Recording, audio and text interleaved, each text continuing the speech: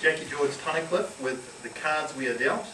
Cards We Are Dealt, Jackie George-Tunnicliffe.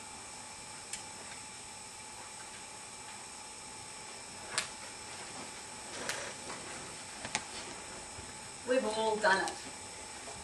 You've done it. You've done it. You have definitely done it. And I've done it too. Each one of us has, at some point in our life, looked at another person, a fellow human being, and asked ourselves, what on earth were they thinking? Contest chair, ladies and gentlemen. Let me paint you a picture. The organisation that I worked for had brought over from the United States of America motivational speaker George Ashley to speak to the organisation's top talent. So I was there because one of them hadn't been able to make it last minute. So I arrived in a rush, nervous, not sure what to expect. George enters, and his energy hits you like a sonic boom, and it does not let up the entire time he speaks. His passion is infectious. He has each one of us in the palm of his hand. We are ready to leap buildings in a single bound and tackle any obstacle in our way. Too soon, it's over.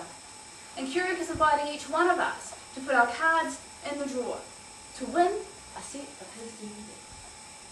Now, I know, without a shadow of doubt, no one in that room wants those DVDs more than I.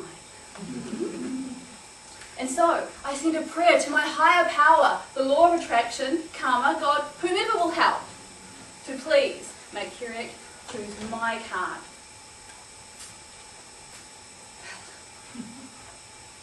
I would like to say that as his head went in to make the selection, Keurig looked around the room, and his eye caught mine. We shared a moment, a shared premonition, if you will, of my imminent selection as the chosen one. Alas, no such moment occurred. So, he's about to make the selection and the whole room is tense with anticipation. And our silence is shattered by a voice. I hear it to my left. Can I have that, please? 200 pairs of eyes. That's 400 eyes, you understand, swivel to look at the woman who has spoken, and I see her there, standing to my left, arm held aloft. Can I have that, please? We're incensed. The impertinence. All eyes turn back to Keurig. How will he respond? Well, he says, why should I give them to you? Great question, Keurig, right?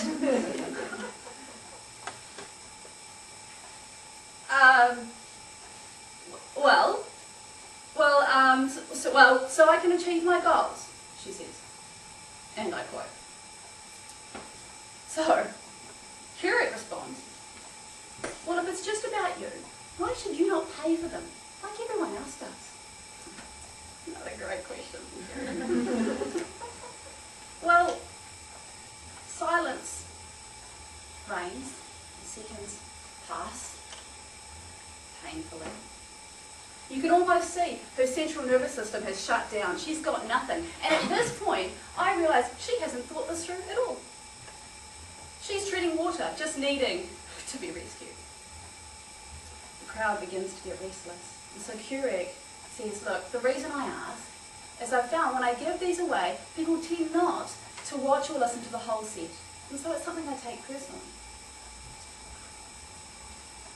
She's still got nothing. She is literally a dumb wench. And eventually, Keurig decided to put her out of, well, our misery. And he says, look, you obviously need to think about it, so please, take a seat.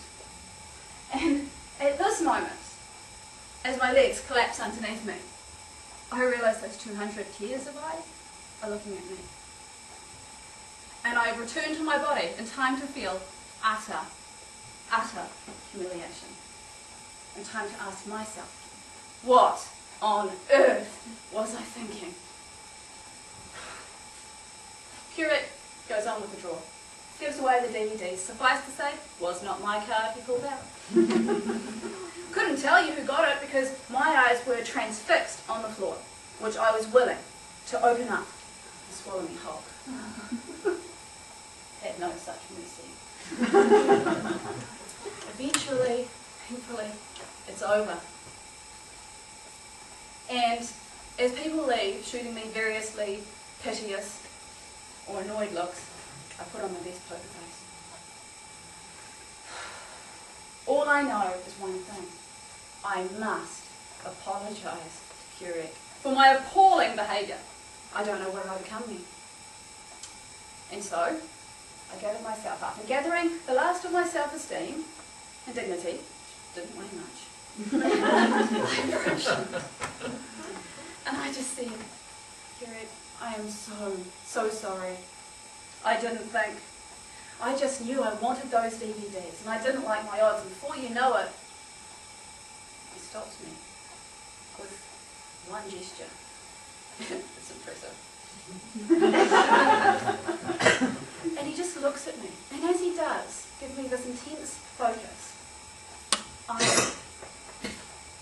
feel completely stripped naked.